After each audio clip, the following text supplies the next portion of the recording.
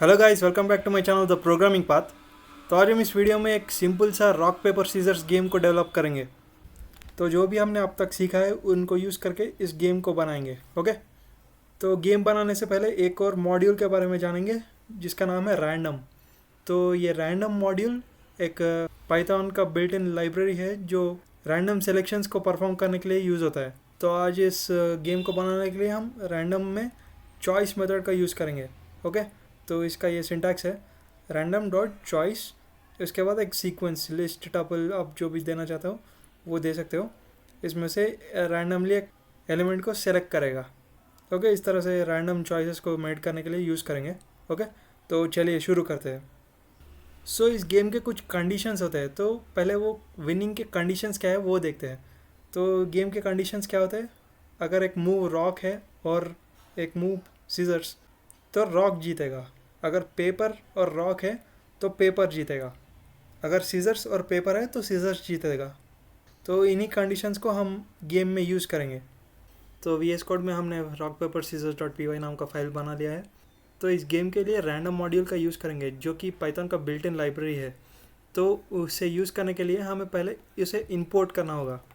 तो ये import keyword को यूज़ करके उस लाइब्रेरी को हम इंपोर्ट करेंगे। ओके, तो इंपोर्ट कीवर्ड, उसके बाद उस लाइब्रेरी का नाम जो आप इंपोर्ट करना चाहते हो। ओके, तो उसके बाद तो कोड के लिखने के कई सारी तरीके होते हैं, तो आप अपने के तरीके से लिख सकते हो। तो पहले हम मूव्स को एक लिस्ट में स्टोर कर लेंगे। तो मूव्स नाम का वेरिएबल बना लिया। ओके, उसके बाद लिस्ट में सारे मूव्स को स्टोर कर लेंगे। रॉक, पेपर और सीजर्स। ओके, उसके बाद इस गेम में हम नंबर ऑफ़ राउंड्स भी पूछेंगे यूज़र से, मतलब कितने राउंड्स खेलना चाहते हैं। ओके, तो उसके बेसिस पर हम स्कोर भी कैलकुलेट करेंगे।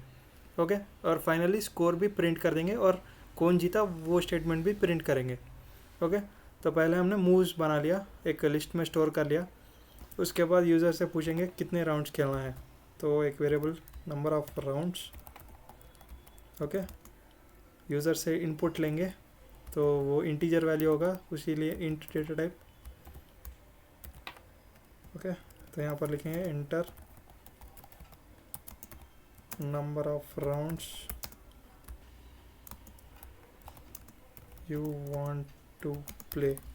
ओके, तो इस तरह से लिखेंगे, इसमें यूज़र का इनपुट लेंगे। उसके बाद दो वेरिएबल्स को इनिशियलाइज करेंगे स्कोर को कैलकुलेट करने के लिए। ये कंप्यूटर का स्कोर होगा और ये प्लेयर का स्कोर। ओके, पहले ज़ीरो पर इनिशियलाइज कर देंगे।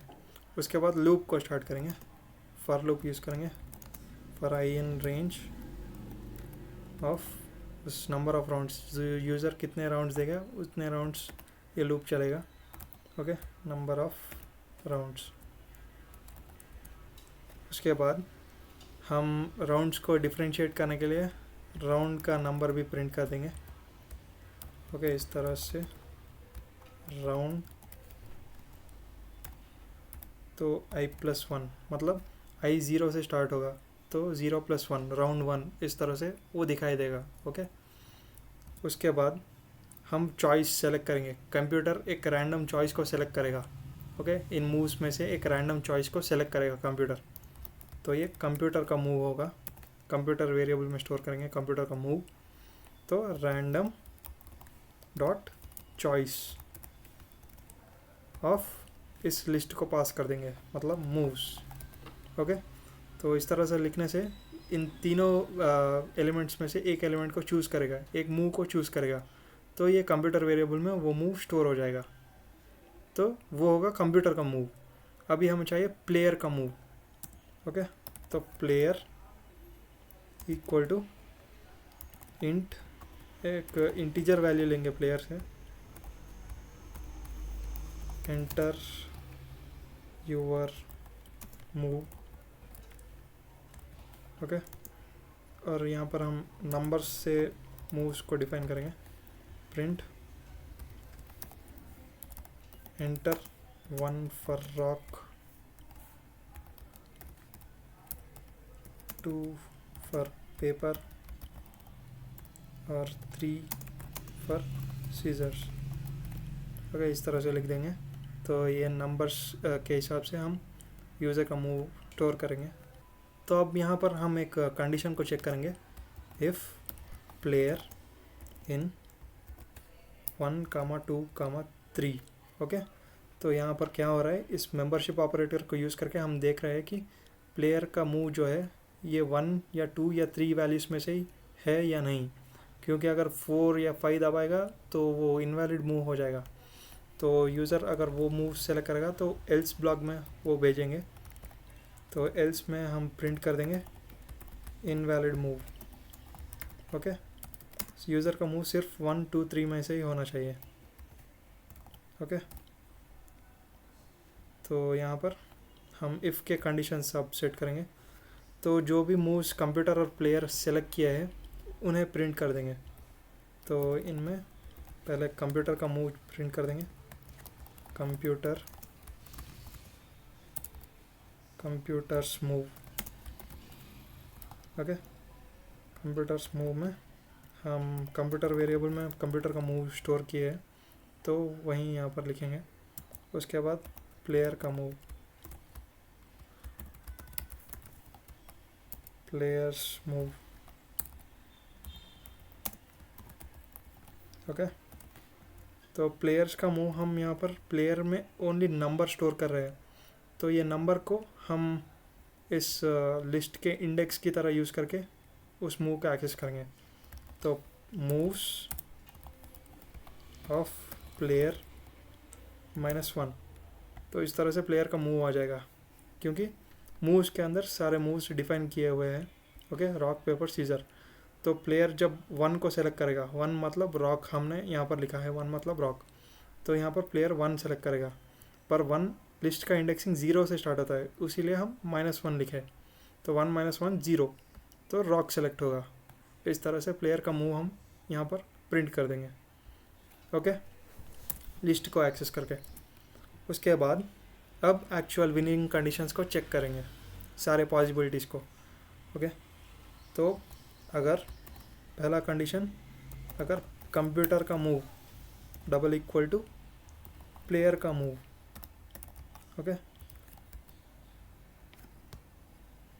तो यहाँ पर इसे बार बार प्रिंट करने की जगह इसे एक वेरिएबल में स्टोर कर लेंगे, प्लेयर मूव, और यहाँ पर लिख देंगे प्लेयर मूव। ओके, तो यहाँ पर भी प्लेयर मूव। तो अब कंप्यूटर का मूव और प्लेयर का मूव कंपेयर होगा।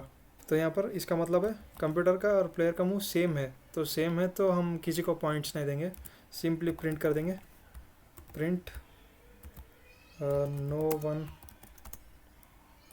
Got the point. ओके, उसके बाद अगला कंडीशन होगा, हम अगले कंडीशन को एलिफ में लिखेंगे। अगला कंडीशन होगा, अगर कंप्यूटर का मूव = रॉक है और प्लेयर का मूव = सीजर्स है। ओके, हमने कहा था रॉक और सीजर्स रहा तो कंप्यूटर रॉक जीतेगा।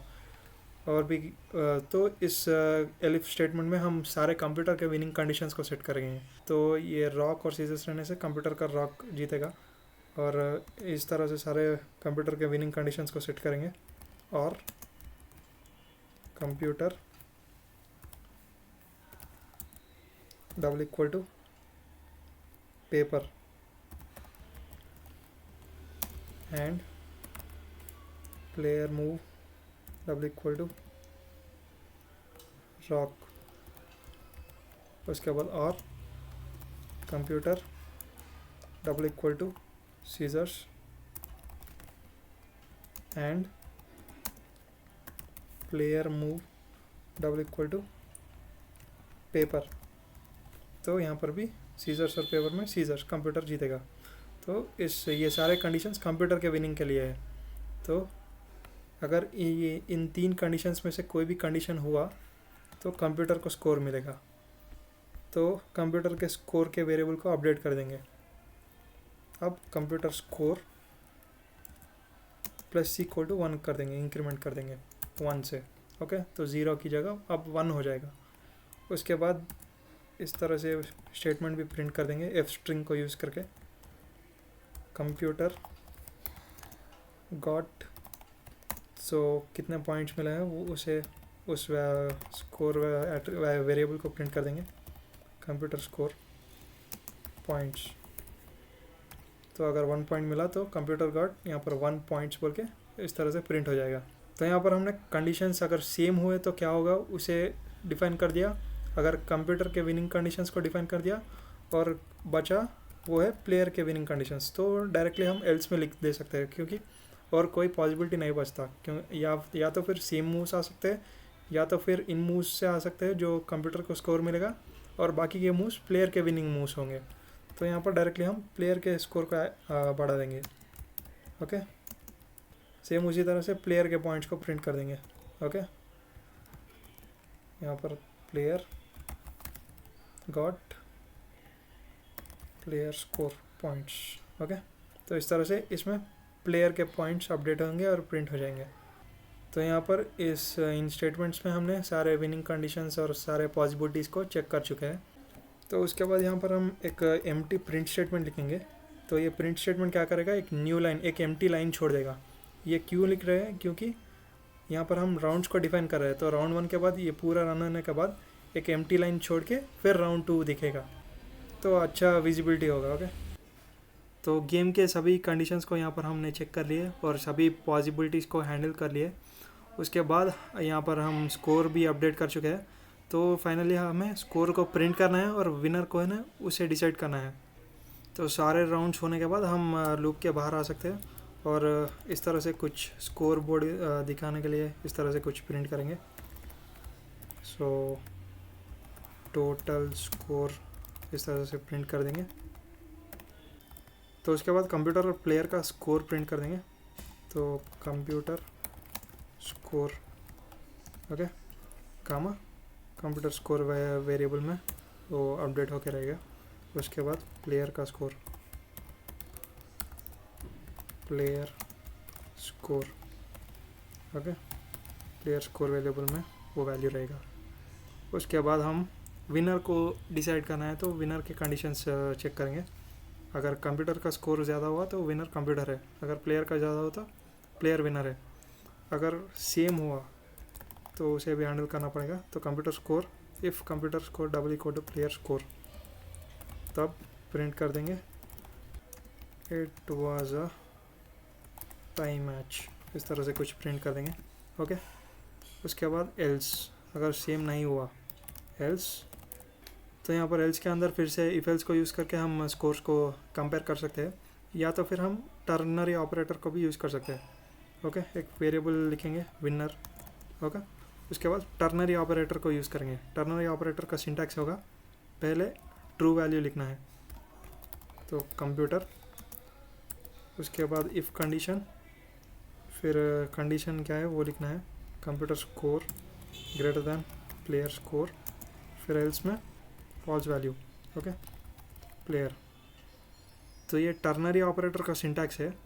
तो ternary operator single line if else जैसा होता है। ओके, तो इफ़ कंडीशन यहाँ लिखना है, ये पूरा कंडीशन है। अगर ट्रू हुआ तो उसका ट्रू वैल्यू यहाँ लिखना है। उसके बाद एल्स फॉल्स हुआ तो उसका वैल्यू ये है। ओके, इस तरह से अगर कंप्यूटर स्कोर ज़्यादा हुआ प्लेयर स्कोर से तो कंप्यूटर इस विनर वेरिएबल में स्टोर हो जाएगा, वरना ये प्लेयर स्ट्रिंग इस विनर वेरिएबल में स्टोर हो जाएगा। तो फाइनली उस विनर को प्रिंट कर देंगे। ओके, तो एफ स्ट्रिंग्स यूज़ करेंगे फिर से। उसके बाद विनर, ये विनर वेरिएबल के अंदर अपना विनर कौन है वो स्टोर करके रखेगा। उसके बाद वन दी गेम। तो एफ स्ट्रिंग्स के बारे में हमने ऑलरेडी बताया है कि आप एक्सप्रेशंस और स्ट्रिंग्स को साथ में लिख सकते हो एफ स्ट्रिंग्स को यूज़ करके। तो इस तरह से हमने अपना रॉक पेपर सीजर गेम को डेवलप कर लिया। अब इसे रन करके देखेंगे। ओके, सो टर्मिनल बढ़ा लेते हैं। उसके बाद यहाँ पर तो पहले पूछ रहा है enter number of rounds you want to play. Okay, तो यहाँ पर हम 5 एंटर करेंगे। उसके बाद ये राउंड 1 इस तरह से प्रिंट हो जाएगा। तो enter 1 for rock, 2 for paper, 3 for scissor, ये यूज़र से मूव पूछेगा। तो एक नंबर को हमने एंटर करना है, 1 एंटर करेंगे फॉर रॉक। तो ये कंप्यूटर का रैंडम मॉड्यूल इस तरह से एक मूव को चूज़ किया। तो रैंडम मॉड्यूल की मदद से कंप्यूटर का मूव आया पेपर, और प्लेयर का मूव था 1 मतलब रॉक। ओके, तो ये कंपेयर करेगा पेपर और रॉक में, पेपर विनिंग है तो पेपर को मतलब कंप्यूटर को 1 पॉइंट मिल जाएगा। तो जो एम्प्टी प्रिंट लिखा था वो इस तरह से एक एम्प्टी लाइन प्रिंट कर देगा। उसके बाद राउंड 2 इस तरह से दिखेगा, फिर से प्लेयर के मूव को पूछेगा। तो यहाँ पर हम पेपर को सेलेक्ट करेंगे, तो कंप्यूटर का मूव था सीजर्स। ओके, तो फिर से कंप्यूटर का, तो पहले 1 था, तो सेकंड बार भी राउंड 2 में भी जीतने से 2 पॉइंट्स हो गए। तो यहाँ पर थर्ड मूव हम सीजर्स लेंगे, तो कंप्यूटर का रॉक है, फिर से कंप्यूटर ही जीता तो 3 पॉइंट्स आ गए। फिर से हम पेपर लेंगे, तो यहाँ पर कंप्यूटर को 4 पॉइंट्स आ गए। फिर से पेपर लेंगे, तो यहाँ पर लास्ट राउंड 5 का मूव था, कंप्यूटर का मूव पेपर था और प्लेयर का मूव भी पेपर था, इसीलिए no one got the point. Okay, तो लास्ट को स्कोर इस तरह से प्रिंट हो जाएगा, टोटल स्कोर कंप्यूटर का पूरा स्कोर 4, प्लेयर का 0, computer one the game. Okay, एक और बार रन करके देखेंगे। ओके, तो इस बार पेपर, ओके 2 राउंड्स पेपर और रॉक, इस तरह से एक बार कंप्यूटर प्लेयर जीता रॉक और पेपर से, और पेपर जीता, फिर पेपर और रॉक से, फिर से पेपर मतलब कंप्यूटर जीता। यहाँ पर 1-1, it was a time match. Okay, तो इस तरह से जैसे हमने सोचा अपना गेम परफेक्टली वर्क कर रहा है। सो कोड को लिखने के काफ़ी सारे तरीके होते हैं, तो आप अपने तरीके से लिख सकते हो और गेम में और भी चेंजेस कर सकते हो, फीचर्स ऐड कर सकते हो। जैसे कि यहाँ पर प्लेयर प्रिंट हो रहा है ना, तो आप प्लेयर का नाम भी इनपुट पूछ सकते हो और उनका नाम डायरेक्टली प्रिंट कर सकते हो। ओके, तो इस तरह से और भी डेवलपमेंट कर सकते हो। सो जो भी हमने कॉन्सेप्ट सीखे थे उन्हें यूज़ करके हमने एक गेम बनाया। तो और भी इस तरह से छोटे छोटे गेम्स बनाने से आपको और भी चीज़ों के बारे में जान पाओगे और भी एक्सप्लोर करोगे और नए नए आइडियाज़ से और भी चीज़ों को इम्प्लीमेंट करोगे। सो इसी तरह के कॉन्सेप्ट्स के लिए, प्रैक्टिस क्वेश्चंस के लिए, प्रोजेक्ट्स के लिए और पाइथन को स्टेप बाय स्टेप सीखने के लिए चैनल को सब्सक्राइब ज़रूर करना। Thanks for watching.